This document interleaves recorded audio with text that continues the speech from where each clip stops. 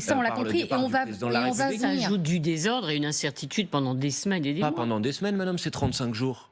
Ah ouais. Eh ben oui, mais écoutez, les 35 jours d'instabilité, vous les avez sous les yeux aujourd'hui. Vous savez même pas si vous allez avoir un budget dans 15 jours. Avant d'en venir à cette élection présidentielle anticipée, juste pour être très clair, vous parlez de moment de vérité. Ce sont vos mots quant à la censure. Soyons clairs avec le Parti socialiste. 66 députés socialistes, 8 le 16 janvier, On votait la censure. ont voté la censure.